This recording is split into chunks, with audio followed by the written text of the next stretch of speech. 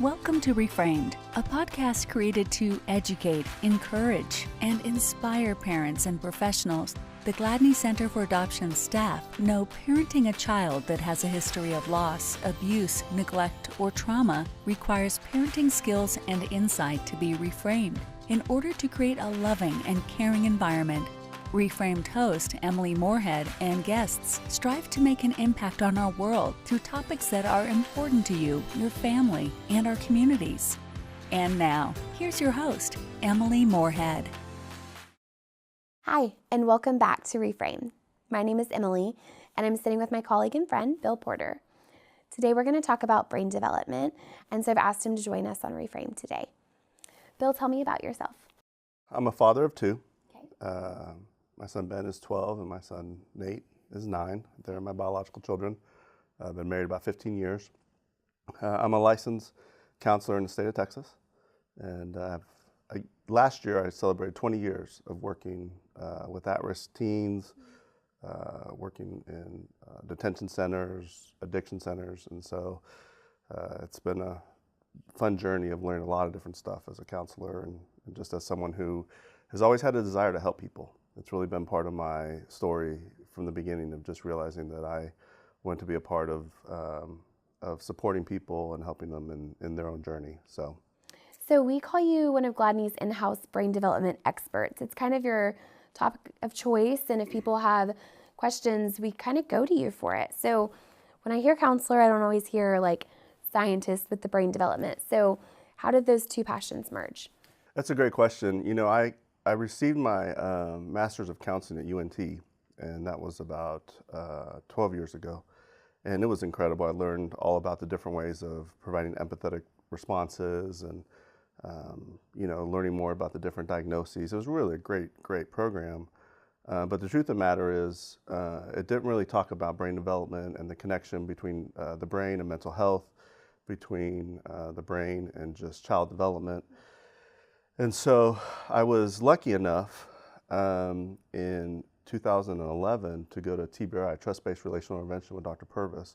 And that was sort of the first introduction to the underpinnings of mental health, and the underpinnings of so much of that we see in the counseling world is really based in the brain.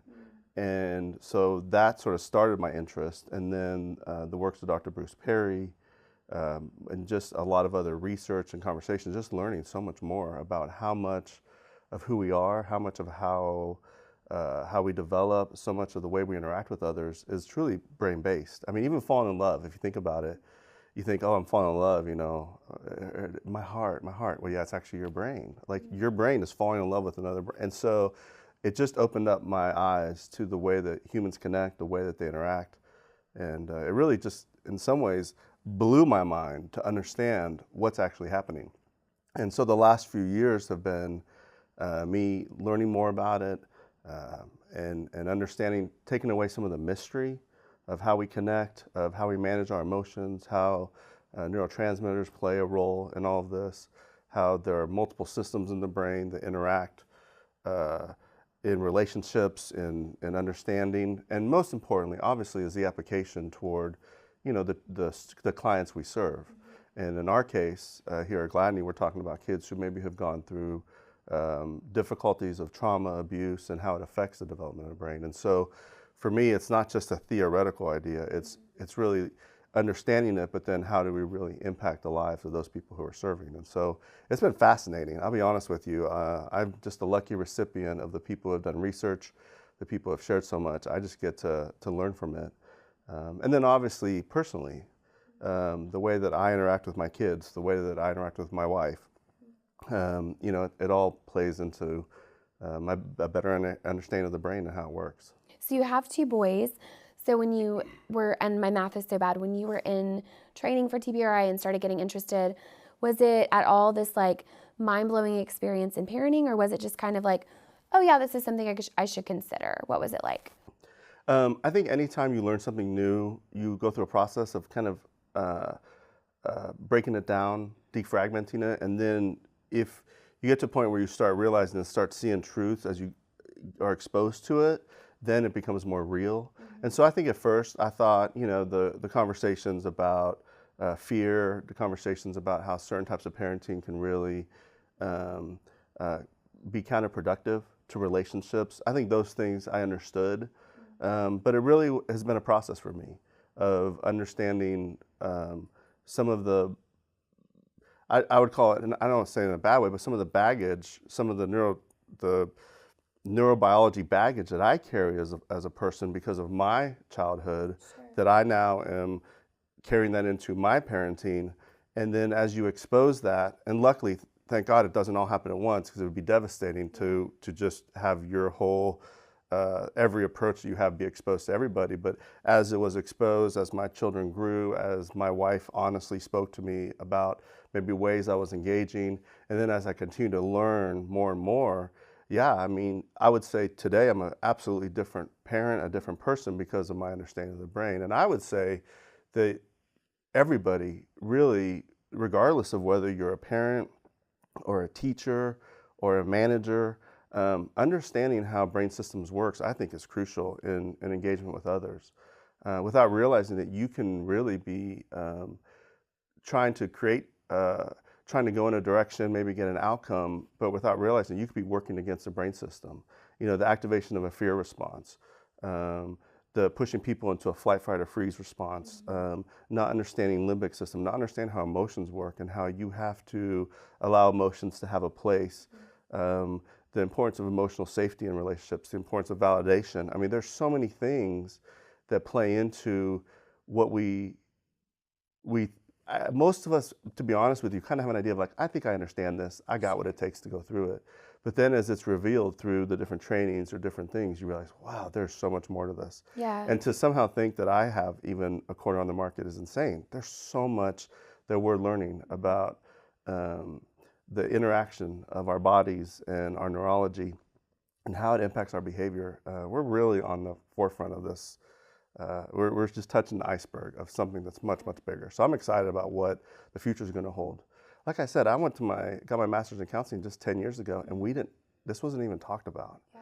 And so this is just really exciting times to see the interplay of neurobiology and counseling and mental health, and then obviously parenting, which is where it all kind of hits, the rubber meets the road. Yeah, I think sometimes as professionals, like, we know what we know, but when we bring it into our own home, it can be hard. And so I think a lot of our guests, are vulnerable, and I'm vulnerable, and I appreciate your vulnerability. And like, this is hard, and I slowly integrated it. I made mistakes along the way. We just don't know what we don't know. Absolutely. And so I think it's cool that there is all this awesome research coming out that's saying, here's what the brain is, here's how it can be shaped positively or negatively, and here's how you as parents can start that process from day one, or if you're adopting an older child, kind of recorrect the brain, which is so exciting and really powerful in adoption research. For the families that you and I serve, that's really exciting. I'm a mom, to an 18-month-old and then another one on the way. And so with those young early brains, talk to me about how they're formed and kind of give me the ideal world of what that looks like. Sure. So one of the things that's really fascinating is that the brain is really set up from the time a child's born to connect. It's really, you can't understand the brain without it being in relationship to somebody else. For example, if I'm in a room by myself, my brain is functioning at a certain level, but you really can't understand the complexity of the brain until someone else comes in and interacts. And then that interaction, in a sense, sort of, is the process by which the brain works. And so children, when they're born, are just literally primed for this connection. And as a parent, a lot of times, we're completely unaware of this system of how we as parents are literally going to grow the brain. And I don't mean growing like theoretical, like it's physiological growth that's occurring, neurological growth that's occurring. And so our children come to us in the most desperate, needy, dependent state. And we as parents, especially new parents, so often are unequipped with what this really means.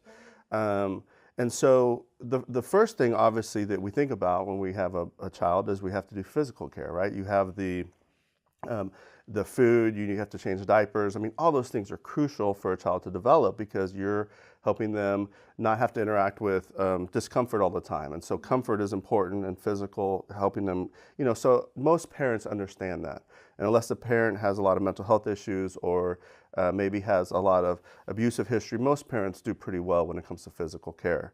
The next one obviously is instrumental care, which is intellectual care, which is basically structures. It's kind of telling kids, okay, don't do this, don't do that. And we're all sort of primed with that. Like don't run in the road. Absolutely. Okay. We all have those sort of two parenting tools. But there's a third tool, and one which I, as a new parent, I promise you, I did not have, and that is just the emotional connection. I remember when my son was born, I was a real anxious father. I'm an anxious person in general, but I had anxiety over, is he hungry? Is he sleeping? Does he have poop? And so all I did was focus on hunger and poop, dirty diapers, and I just literally was like this man, like, is he hungry? Is Ben, does he in the have trenches, it's like, yeah, that's what you're worried about. Absolutely. And I remember a situation where my father was in the living room with Ben, and he was dancing with him, and Ben's only a week old. And he's singing to him. And I remember this very clearly of me looking at him and being like, what are you doing? Why are you dancing with my son? And is he hungry, and does he have poop? And that same week, I remember my mother-in-law taking Ben in and reading to him. She was in the nursery reading to him and rocking. And I remember looking in the room and thinking, why are you reading to Ben? He's a week old. He doesn't understand any of this. And just walking away like confused as to why would you do that? What I didn't realize was that they were doing exactly what Ben needed. They were they were engaging him on that level, and what they were doing without realizing it, and it's so funny, people have been doing this for centuries. This is nothing new. They were literally interacting with him on this social, emotional level. And as much as it was great for me to change a diaper and feed him, and I'm growing Ben's neurons in that process, they, in that dancing and interacting and playing with them and the physical touch and the physical massages, were literally exploding Ben's brain with physical growth. That's so beautiful. If you could look into his mind in those moments, you would see fireworks of neurological growth, of emotions, of interactions. When children are born, they have the ability to focus about 12 to 18 inches.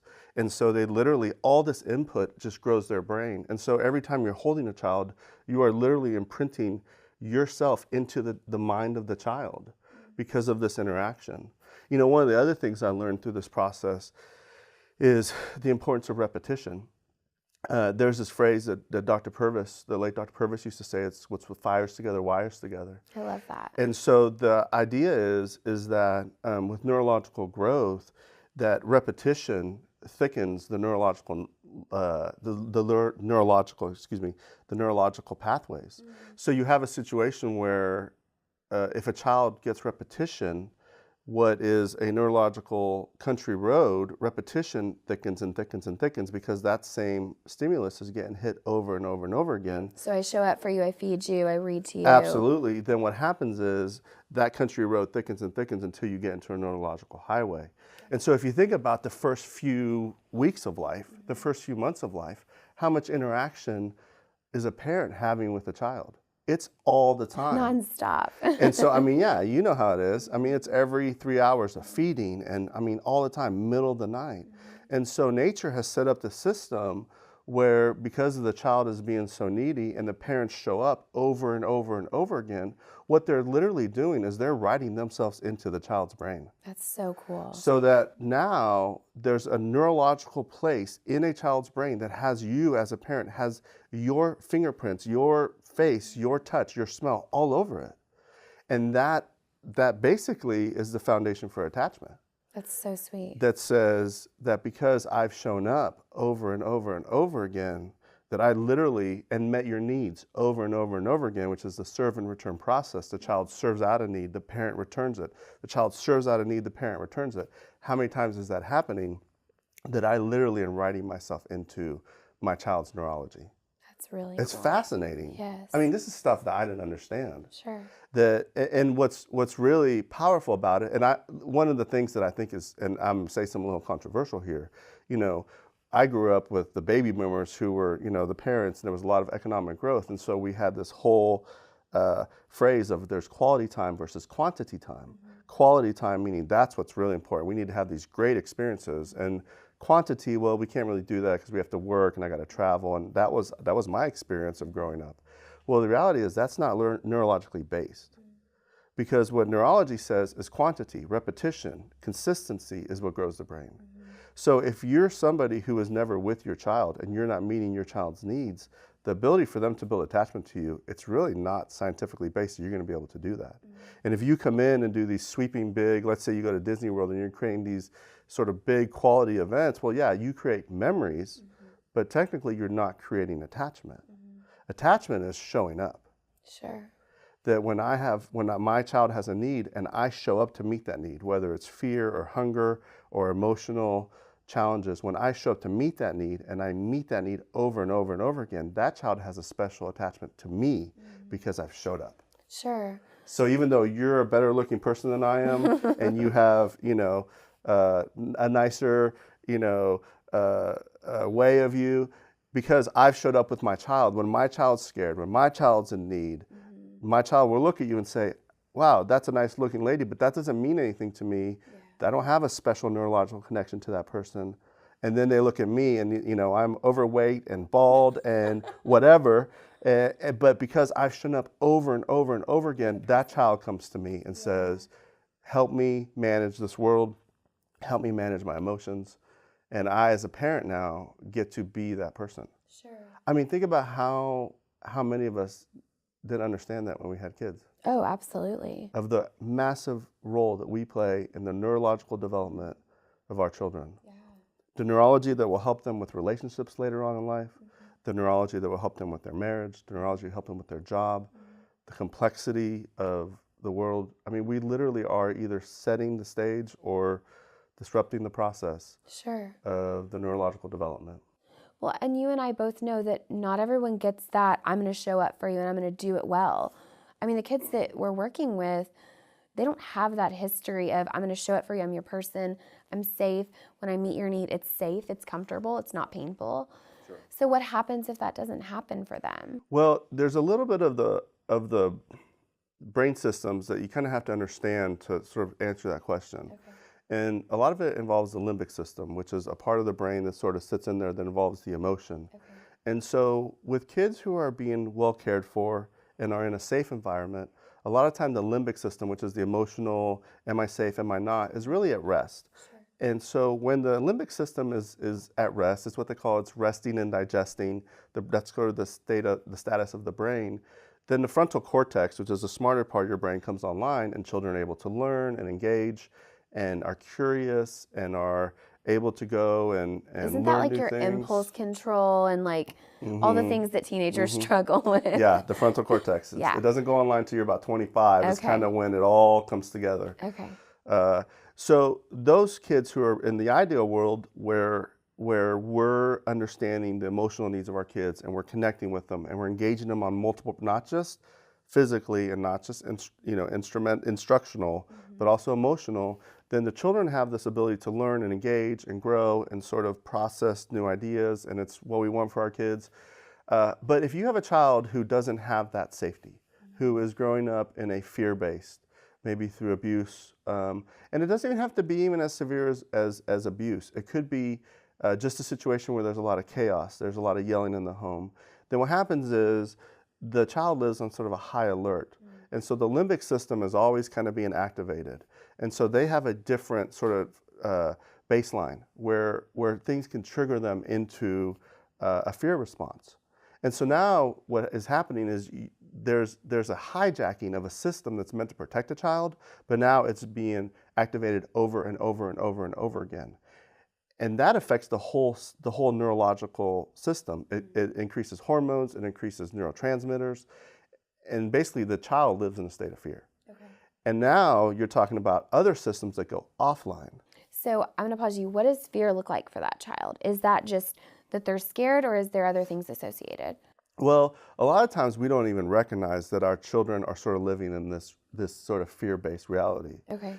They may look like they're not afraid, but the truth of the matter is if there's not a place for them to be able to express emotions, or some freedom for them to be disappointed, freedom for them to get angry. In some ways, emotions are interesting creatures, because when emotions, a lot of us, our emotions sort of pop up without even us asking them to. Sure.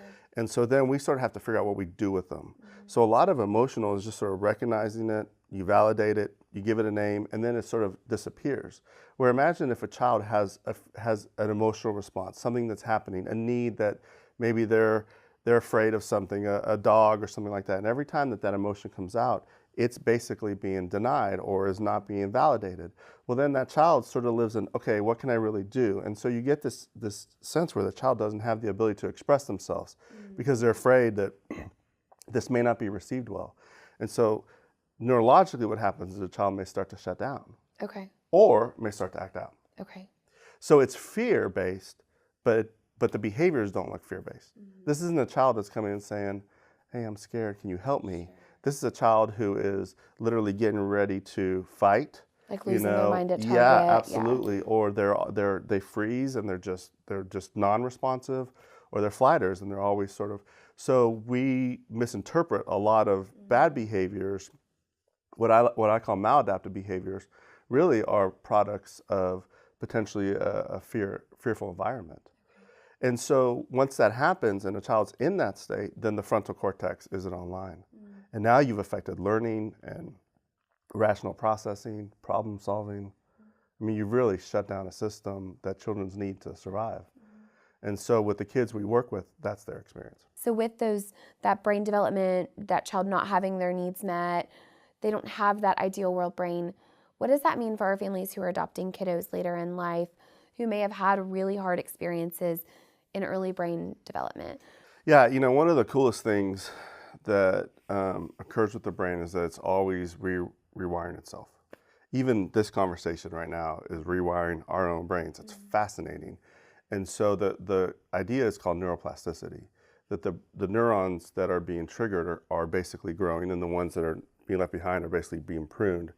And so input, basically, what the child receives, what type of sensory input and emotional support and all that stuff really determines the growth of the brain. And so with our families that are adopting, there's a lot of hope, because new information, new parents. I mean, think about adoption.